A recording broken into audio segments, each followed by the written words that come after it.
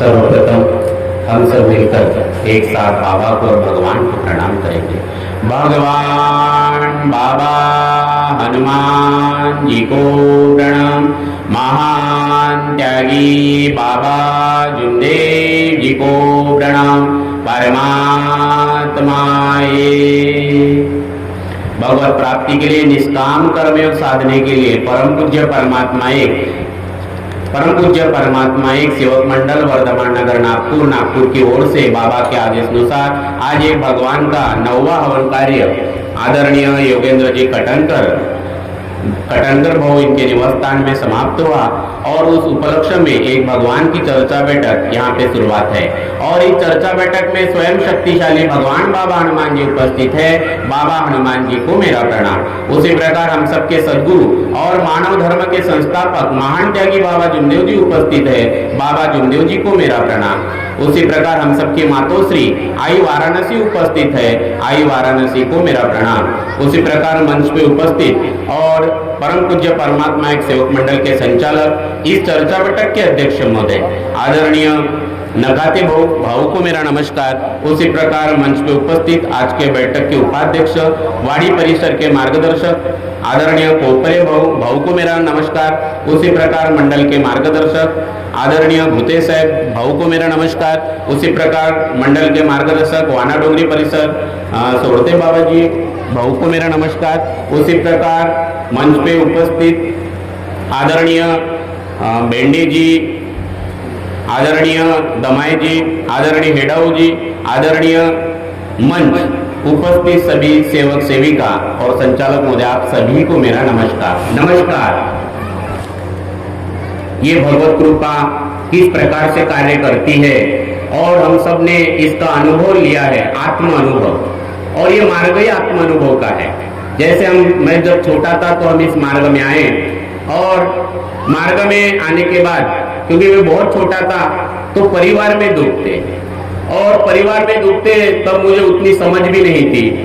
लेकिन इस मार्ग की अनुभूति मुझे तब हुई जब 1994 में बाबा का भंडारा में दौरा था।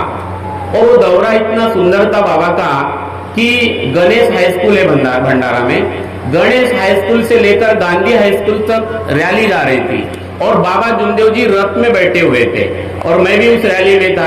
और वो रैली इतनी सुंदर, यानी आज की रैली नहीं धांगड़ देंगे, अभी आप देखेंगे 3 अप्रैल में बराबर, उस समय भी रैली निकलते थे लेकिन इतनी सुंदर और सिस्टमैटिक, प्रणाम और जय घोष, प्रणाम और जय घोष, प्रणाम और जय घोष। और बाबा रथ में बैठे हैं और सेवक सब सेवक पूरा भंडारा जिले का एक बड़ा सेवक सम्मेलन था बड़ा, और उसमें सब सेवक बाबा को प्रणाम करते थे। वो मैं पूरा अपने आंखों से, खुली आंखों से उसको देख रहा था। मैं भी अपनी फैमिली के साथ आया था। फिर उसके बाद वो दौरा वहां पे हुआ। फिर जो कुछ मुझे समझा मैं बहुत ज्यादा प्रभावित हुआ। और कुछ ही दिन में फिर बेला गांव है, मेरे दीदी के घर में बाबा आए, बेला में दौरा था। फिर 2-4-8 दिन के बीच में होगा क्योंकि हम लोग भंडारा से फिर बेला में मैं रुका, दुक्काले के दिन थे। तो वहां पे रुकने के बाद बाबा का और दौरा हुआ और बाबा का जो रहना था उस दिन मेरे दीदी के घर में था। तो बाबा जब आए तो मैं रात भर सोया ही नहीं जब तक बाबा नहीं सोए। तो मैं बाबा को देख रहा था, वो पाय निकाल कर रख रहे थे, वो पारदी जी बाबा के साथ में थे, बाबा सोए हुए थे और मैं वो पूरा दृश्य देखा। और फिर सवेरे में और जल्दी उठा कि बाबा उठने के बाद क्या करते हैं। तो बाबा के लिए गर्म पानी बनाए तपाए घर में, दीदी के घर में। फिर उसके बाद वो गर्म पानी से बाबा नहाए आए, बाबा ने विनती किया और हम जो जैसी विनती करते हैं वैसे ही बाबा ने विनती की। और उसके बाद बाबा दीदी के घर के थोड़ा सामने में बाबा का मार्गदर्शन हुआ और मार्गदर्शन करते करते एक भाई, एक भूत वो ऐसे घूमते हुए आई तो बाबा ने फूंक नहीं मारा, एक सेवक को आदेश दिया, है ना। और जैसे ही वो सेवक ने फूंक मारा वो बाई गिर गई। तो ये जब बचपन में सारी चीजें देखा तो उसके पहले तो हम जब छोटे थे तो गांव में बैठक में जाते थे। जैसे ये बैठक का बड़ा महत्व है और बैठक में जाते तो 8 दिन तैयारी करते थे बैठक की, थोड़ा शाम को, क्योंकि बैठक के दिन में बहुत सारे सवाल हमको पूछते थे बाबा के बारे में, आई के बारे में, परिवार के बारे में, तत्व शब्द नियम के बारे में। और जिसको जवाब नहीं आया उसको खड़ा रखते थे जब तक किसी और को सवाल का जवाब नहीं आता, यानी इस प्रकार के वो बैठक होती थी। हमारे यहाँ तो दीवान जी आते थे, वो दीवान जी तो स्पेशल बैठक लेते थे, रात के 2-2, 3-3 बजे तक वो बैठक लेते थे, स्पेशल बैठक। और इस प्रकार से वो बाबा का मैंने दौरा देखा। फिर सवेरे जब हुई बाबा की विनंती, तो बाबा ने मेरे दीदी के सारे परिवार के सबका परिचय लिया। फिर मैं था तो मेरा भी परिचय लिया, बाबा ने मेरा भी हाथ पकड़ा, आपका नाम बताओ, तो कौन से क्लास में हो, तो ये बाबा ने सारी चौकसी की। और उसके बाद और एक दौरा हुआ उसी समय, तो जल्दी जल्दी शाहपुर में जब दौरा हुआ, वो भोंदे जी आपने देखा होगा, तो बाबा बैठे थे और कुछ समय के बाद वैरागढ़ गुरुजी आए भंडारा के मार्ग। वो जैसे स्टेज पे चढ़े, वो स्टेज पीछे आने ऐसा गलन गया ऐसे बाजू में, और सबने जय घोष किया। तो ये सारी चीजें मैंने अपने आंखों से देखा, और वहां से मैंने अपने जीवन में बहुत सारा परिवर्तन देखा। लेकिन आत्मा अनुभव आने के लिए बहुत समय लगता है। तो हमारे जो बच्चे हैं, इन्हें भी इसका आत्मा अनुभव देना बहुत जरूरी है। जो हमारे बच्चे हैं, इसलिए उनको बैठक में लेके जाओ। हम भी पूरे परिवार के साथ सैटरडे के दिन, शनिवार को हम बैठक में जाते हैं भवन में। कुछ दिन पहले देखो, ये आत्मानुभव का मार्ग, और आत्मानुभव के लिए आत्मा शुद्ध होना बहुत जरूरी है, मन निर्मल होना बहुत जरूरी है। निर्मल मन जनसो मोहे पावा, छल छिद्र कपट मोहे सपने न भावा। ऐसा निर्मल मन ही वो आत्मानुभव कर सकता है। इसीलिए तो ये सब सादे कार्य है, ये आत्मशुद्धि के लिए है, आत्मशुद्ध होता है, क्योंकि आत्मशुद्ध होने के बाद ही आत्मानुभव आएगा। तो आत्मशुद्ध वो कब होता है? तो आत्म मंथन करने से। बार बार मंथन करने की जगह है ये चर्चा बैठक, मंथन करने की जगह है अपने बारे में सोचना कि मेरे विचार कैसे चल रहे, मेरा भाव कैसे चल रहा है, मेरी मनोदशा कैसी चल रही है। बार बार हमें रिपीट करना पड़ेगा, सुबह की विनंती, बार बार रिपीट, और वो रिपीट करेंगे तो सुबह के विनंती में हमारा मैं नष्ट हो जाता है। सुबह के विनंती से मैं नष्ट होगा, तब शाम की प्रार्थना का फल मिलेगा। शाम की प्रार्थना का फल अहंकारी आदमी को नहीं मिलता। बाबा कहते कि जहां अहंकार है वहां भगवान नहीं है ना, जहां अहंकार है वहां भगवान नहीं है, और जहां भगवान है वहां अहंकार नहीं है ना, वहां अहंकार नहीं है। तो बार बार मंथन और चिंतन ये हमारे बच्चों को भी सिखाना पड़ेगा, उससे आत्मशुद्धि होती है, और आत्मशुद्धि से फिर आत्मविश्वास बढ़ता है, और आत्मविश्वास से आत्मबल बढ़ता है। बाबा जुमदेव जी बड़ी सुंदर बात कहते हैं कि हमारा आत्मबल बड़ा बोले, है ना, और वो आत्मबल इतने लोगों के काम आया बोले, ये आत्मबल ही है। तो कुछ दिन पहले मेरे बेटे को एक दाग आया था कान के नीचे में इतना बड़ा दाग आया। तो मेरे परिचित डॉक्टर है, डॉक्टर चौधरी, और वो स्किन स्पेशलिस्ट है, उसमें उसकी पीएचडी है, स्किन स्पेशलिस्ट है। हमने उनको फोन पे बताया तो बोले आप आओ। वो ऑर्डिनेंस फैक्ट्री में भी है, कहाँ पे? Jawahar Nagar ordnance factory. तो वो अभी परिचय होने से मैंने उनसे बात किया, तो बोले आप आओ बेटे को शाम को लेके। तो उन्होंने चेक किया, फिर हमने उसको दवा दी, और थोड़ा स्किन के जो उसका जो प्राइस होता है, बड़ी महंगी दवा रहती है, उसका आराम नहीं हुआ। हमने और दूसरी बार लेके गए, आराम नहीं हुआ, वो बढ़ रहा था, उसकी स्किन पूरी जल रही थी, है ना, और खराब होने लगा और बढ़ गया।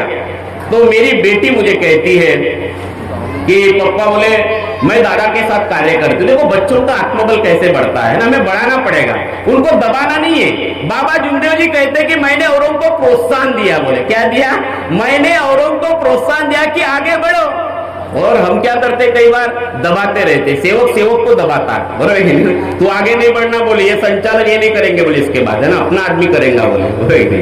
और ये दबाना, और बाबा कहते हैं डूबने वाले खुद डूब जाएंगे, बोले ना, डुबाने वाले खुद डूब जाएंगे। और ये मार्ग संसार का नियम है, इस मार्ग में पहले सब चलता था, संसार का नियम है, डूबता है तो डूबने दे, ऊपर से मार ला। लेकिन इस मार्ग का नियम क्या है? जो डूब रहा है उसको छुड़ाना है, जो गलत कर रहा है उसको छुड़ाना है, उसकी निंदा नहीं करना है, कान नहीं फूंकना है। गोमा जी लांजेवार मुक्तम बेला, उन्होंने बाबा की निंदा की, और वो एक सेवक के साथ में मार्गदर्शक ने उसको मंडल में बाबा के निवास स्थान में उस समय फोटो लाने के लिए भेजा। उन्होंने बाबा की निंदा की, चर्चा बैठक में दी। जब वो यहाँ से गए, फोटो को कुछ नहीं हुआ, जिसके घर में त्याग का कार्य था उसको कुछ नहीं हुआ। लेकिन गोमा जी लांजेवार जी का एक्सीडेंट हुआ, वो गाड़ी पलट गई, छोटा हाथी, और उसका कान ही कट गया पूरा, जिस कान में निंदा सुना उन्होंने बाबा की, ठीक है। सेवकों ने इकट्ठा किया, कान का ऑपरेशन किया, उसको माफी मांगना पड़ा। ये निंदा वाला मार्गदर्शन नहीं, ये माइक फूकने वाला मार्ग। माइक फूकना मतलब किसी की निंदा नहीं करना है, इस माइक में किसी को दबाना नहीं है, किसी की निंदा नहीं करना है, किसी को बुरा नहीं बोलना है, प्रोत्साहन बढ़ाना है। अगर आपको कुछ गलत दिखता है तो उसको प्यार से समझाना है, बराबर कि नहीं? समझाओ उसको। ये छुड़ाने का मार्ग है, सेवक ही सेवक को छुड़ा सकता है, क्योंकि इस मार्ग का उद्देश्य, उस मार्ग का उद्देश्य ये है। बाबा जुमदेव जी बड़ी सुंदर बात कहते हैं कि भगवान एक है बोले, और एक ने सबको बनाया बोले। वो एक है और एक ने सबको बनाया, और बाबा की कृपा से बाबा ने एक भगवान के नाम से सबको एक किया। एक चूल्हे पे खाना बनाने वाले परिवार ने तो पत्नी का, न पति का, सास का और बहू का, है ना। बाबा ने एक चूल्हे पे खाना बनाने वाले को एक किया, पूरे परिवार को एक, और हमारा दूसरा परिवार एक सेवकों का परिवार। तो बच्चों का हमें आत्मबल बढ़ाना है। तो मैंने मेरे बेटी को कहा, रात का समय था, ठीक है बेटा आप दोनों कार्य करो, है ना। मैंने बोले दादा को मैं तीर्थ बना के दूंगी, हम दोनों कार्य करते हैं, क्योंकि वो यहाँ पे फूक नहीं मार सकता था। उन दोनों ने कार्य किया, और पहले दूसरे दिन उसका घाव सूखने लगा, वो बहुत अच्छा लगा। फिर मैंने डॉक्टर को फोन किया, उनका मुझे फोन आया कि आप आए नहीं बोले, और दोबारा मैंने बोला सर वो तो अभी दाग अच्छा होने लगा, उसको क्या मालूम तीर्थ क्या होता है, फूक क्या होती है। मैं क्योंकि बाबा के शब्द में इतनी ताकत है, आंधी और तूफान सेवक को न रोक पाए। जब बाबा जैसे सदगुरु सेवक को मिल गए, मरने के सब इरादे जीने के काम आए। जब ऑटो पे बाबा हनुमान जी का नाम है, बाबा हनुमान जी, और वो मेरे बेटी ने और दोनों ने कार्य किया। वो अभी पूरा का पूरा दाग अच्छा हुआ। उनका ऐसा बोलना था कि आराम होगा, लेकिन वो पूरा आराम नहीं होगा बोले, क्योंकि अंदर में प्रॉब्लम है बोले, है ना। अंदर का प्रॉब्लम, सर्जन डॉक्टर है। राउत गुरु जी बड़ी सुंदर बात कहते हैं कि हमारे पास महासर्जन है, और इसलिए ये आत्मबल और आत्मविश्वास बढ़ाने वाला मार्ग है। बार बार तत्व शब्द नियम में देखना है, आगे बढ़ना है। मैं आप सभी से निवेदन करना चाहता हूँ, काफी लोग और यहाँ पे बोलने वाले हैं, और मैं भुत्ते साहब को धन्यवाद देता हूँ कि ये बैठक हमें यहाँ आने का उन्होंने मौका दिया है। 2-3 दिन से उनका और हमारा नमस्कार चल रहा था व्हाट्सएप पे ना, उनकी पत्रिका भी आई थी, तो याद आई कि हमें जाना है। मैं आप सभी से निवेदन करना चाहूंगा कि मार्ग बहुत ही सुंदर है, बहुत ही मस्त है। पति पत्नी बड़े आनंद से, और बाबा को तो सब मानते, बाबा को सिर्फ मानना नहीं, बाबा की मानना है, बराबर नहीं। तो इस प्रकार से अगर आप पूरे परिवार के साथ अगर करेंगे तो ये मार्ग ध्येयवादी बनने का है, तत्व शब्द नियम है, और मस्त रहो। हमने दमाई जी ने बड़ी सुंदर बात कही है ना, बड़ा अच्छा लगा उनका एक सेंटेंस, है ना, कि उनका पूरा फोकस एक लक्ष्य, एक चित्त, एक भगवान है। पिछले 10 साल बड़े थोड़े कठिन गए, हम सबको गए हैं, लेकिन अभी अच्छा नेतृत्व मंडल को मिला है। हमें मालूम है कि अभी सिर्फ भगवत कार्य होंगे, जहां आनंद ही आनंद होगा, भगवत कृपा की चर्चा होगी, व्यक्ति की चर्चा नहीं, क्योंकि ईश्वर मर्जी, भगवान मर्जी इस मार्ग में चलती है ना। और ऐसा आत्मबल बढ़ेगा कि जब नाम हृदय धरो, भयो पाप को नाश, जैसे चिन्ह आग की बड़े पुरानी घास। इतना आत्मबल बढ़ाने के लिए बैठक में जाओ, क्योंकि अभी से चर्चा बैठक में जाते जा प्यारे, नहीं तो फिर पछताना है। खिला पिला कर देह बढ़ाया, ये भी अग्नि में जलाने, दिन नशा लगा दो। और जाते जाते इतना ही बोलूंगा कि हसी बो खेली बो धरी बो ध्यान, और अनिस कति बो आत्मज्ञान, खावे पीवे न मन कर भंगा, बाबा बोले रहो मैं किस संगा। बाबा कौन से हृदय में रहेंगे, उसका हमें बार बार आत्मचिंतन करना है।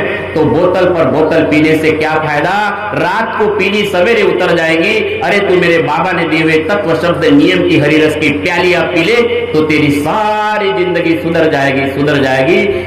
ये मायकाने का रस हम सबको पीना है। इतना ही बोलकर मैं अपने वाणी को विराम देता हूँ। बहुत बहुत धन्यवाद। नमस्कार जी, नमस्कार।